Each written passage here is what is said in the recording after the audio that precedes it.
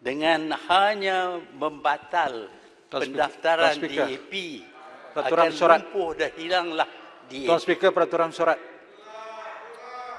365 tidak boleh menyebut secara spesifik seorang individu.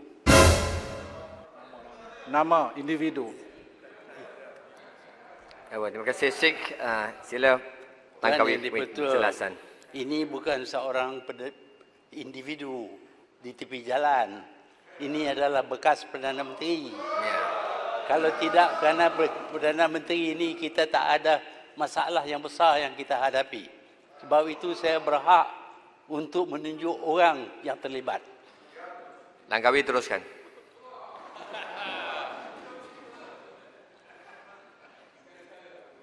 DAP akan lumpuh dan akan hilang DAP yang terdedah kepada kehancuran. Bukan orang Melayu, tetapi DAP. Cancel saja dia punya register, habis dia. Ini juga kita lakukan kepada Parti Komunis Malaya sehingga ia hentikan percubaan untuk rampas kuasa kerajaan Malaysia. DAP bukan pun setakat PKM, sekuat PKM. Tak mungkin DAP berjaya di mana PKM dengan gerakan bersenjatanya juga gagal. Tetapi pembohongan ini berjaya mempengaruhi Presiden dan beberapa pemimpin bersatu membuat keputusan untuk keluar daripada Pakatan Harapan. Dengan ini, saya pun terkeluar daripada menjadi Perdana Menteri Kerajaan Pakatan Harapan. Perletakan jawatan oleh saya tidak dapat dielak. Tuan Yang Dipertua, saya sedar bahawa polarisasi kaum sedang menjadi-jadi. Jika kita ingin kurangkan masalah perkauman ini, kita perlu tahu sebabnya. Melarang sebutan berkenaan dengan perkara ini tidak akan mengurangkan masalah. Bahkan ia akan menjadi lebih teruk. Besar kemungkinan pengasingan antara kaum akan menjadi lebih jauh kerana tidak ada tindakan diambil. Ia akan meluap-luap dan akan cetuskan tindakan yang ganas yang lebih sukar diatasi. Saya ingin rujuk kepada revolusi Rusia. Ia disebabkan oleh perpisahan antara kaum elit yang kaya raya dan buruh pertanian yang amat miskin. Akhirnya, revolusi oleh rakyat yang miskin menghasilkan pembunuhan raja, Tsar yang memerintah. Demikian juga di Perancis dan di negara China dan di banyak lagi negara lain. Sebabnya ialah oleh kerana puak elit tidak suka dengan rintihan puak yang miskin. Dengan itu tidak ada perancangan untuk menangani perasaan tidak puas hati puak miskin ini. Malaysia unik. Semua rakyat Malaysia tidak suka dengan huru-hara dan keganasan. Tetapi ini tidak bermakna polarisasi kaum tidak ada.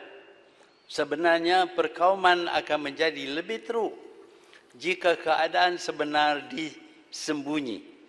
Adalah lebih baik kita kenal pasti keadaan dan kita bertindak mengurangkannya supaya kurang bahaya. Dalam sejarah masyarakat manusia, sesuatu yang sering menyebabkan revolusi ganas berlaku ialah jarak perpisahan antara yang miskin dengan yang kaya. Perbezaan kaum tidak akan membawa rusuhan jika tidak ada elemen perbezaan daripada segi agihan kekayaan. Apabila perpisahan ini dikaitkan dengan prestasi yang dicapai antara kaum, maka kesan terhadap hubungan menjadi lebih teruk. Kita tidak dapat menukar kaum, tetapi kita mampu mengurangkan jarak perbezaan ekonomi antara kaum. Jika jarak ini dapat dikurangkan, kelainan kaum dapat dikurangkan kesan buruknya. Sejarah menjadi pedoman kepada kita. Kita perlu kaji dengan cara yang saintifik dengan lebih awal supaya kita dapat kenal pasti sebab sesuatu isu itu wujud. Dari hasil kajian ini, dapatlah kita bertindak awal sebelum ia menjadi ancaman besar, sebelum rusuhan dicetuskan. Dasar ekonomi baru adalah hasil daripada kajian terhadap sebab-sebab peristiwa 13 Mei 1969 berlaku. Hasilnya ialah pengurangan jarak pencapaian dalam bidang ekonomi antara kaum di Malaysia. Jika pada 1969 perusuh berpendapat segala yang ada di bandar adalah milik orang lain, hari ini terdapat banyak dari pemilik dalam bandar terdiri dari kaum mereka sendiri. Dengan itu, jika mereka merusuh, kaum mereka juga akan jadi mangsa. Sebab itu, sejak Mei 1969, tidak ada rusuhan besar-besaran yang berlaku di Kuala Lumpur.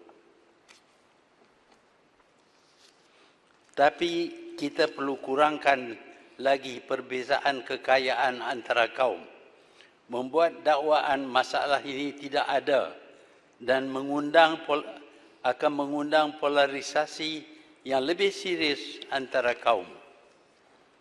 Tuan Yang di-Pertua, Minta rumuskan, Tuan. pada tahun hadapan, tahun 2021, kita akan adakan banci penduduk. Kita bukan perlu kepada bilangan penduduk Malaysia sahaja, tetapi juga peranan dan sumbangan mereka kepada negara. Berasas kepada banci yang lebih terperinci ini, satu perancangan baru boleh dicipta dan diperkenalkan supaya segala perbezaan antara kita di negara berbilang kaum ini akan dikenal pasti dan tindakan dirancang untuk mengatasi masalah yang kita hadapi. Saya harap wawasan kemakmuran bersama akan diteruskan oleh kerajaan. Oleh kerana sesuatu yang sering menyumbang kepada pertelingkahan ialah jarak antara miskin dan kaya. Banci perlu ambil kira segala It's yang 15:30. perlu ambil kira segala yang menyumbang kepada jarak perbezaan ini. Dengan ini, polarisasi kaum dapat kita kurangkan. Tuan Yang di-Pertua, orang Islam tentu sedar bahawa dunia Islam berada dalam keadaan kucak-kacir. Rusuhan dan peperangan berlaku di antara negara Islam yang tidak dapat ditamatkan. Apakah ini disebabkan oleh agama Islam? Saya berpendapat